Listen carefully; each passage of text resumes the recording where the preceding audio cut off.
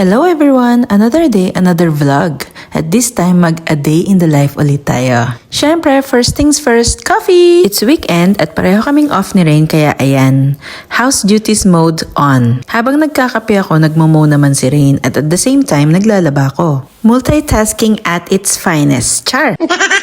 Siyempre, hindi pwedeng mawala ang video call time with the family in the Philippines. Ito normally ang routine namin pag weekend. So, magmo-mow si Rain. Kasama na din dyan ang linis ng bahay, laba, at pag maganda ang panahon ay nagsasampay kami sa labas. Otherwise, dryer. Pag natapos na lahat yan, tsaka kami lalayas o gagala. So this time around, we've decided na gumala sa kaibigan namin na Irish para lang makita sila, matagal na namin silang hindi nakikita. Mga 15 to 20 minutes drive papunta sa bahay nila. Nasa countryside kasi sila, kami nasa city side. Masarap kasama ang mga Irish, in all fairness, para silang Pinoy when it comes to humor. Though, one of the hardest English to understand is the Irish accent, to be honest with you. Naalala ko nung dumating kami dito ng 2017, nag-handover kami sa trabaho at after ng handover sabi ko dun sa Filipina na katrabaho ko, "Ate, anong sabi niya?" Char!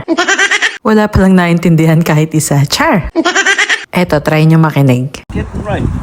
If you don't pick them, they'll all be on the ground, you know? Things, you know what I mean? And you don't need to like. No, it's just put they it grow in the- naturally. Hey, did it fall off? No! This one here that follow. Here. Take it off now. Yay! Are you sure? Yeah. Them quiet.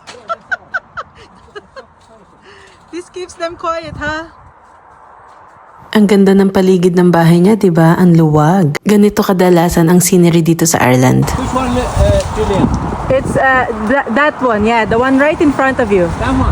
No, here on your right. They're 3 or 2 pieces together. That, that one. O, diba, nakapag-apple picking pa kami. Pag uwi namin, medyo masakit yung ulo ko. Alam ko na kung bakit. Hemorrhage na naman yung utak ko kaka-English. Char! After namin mag-apple picking, namasyal lang kami saglit at umuwi na rin sa bahay. Nagpahinga lang saglit at nagluto ng pansit canton at itlog for dinner. O, diba, ang healthy? Char! Hanggang dito na lang ulit ang video namin. Please follow us for more. Thank you! Bye!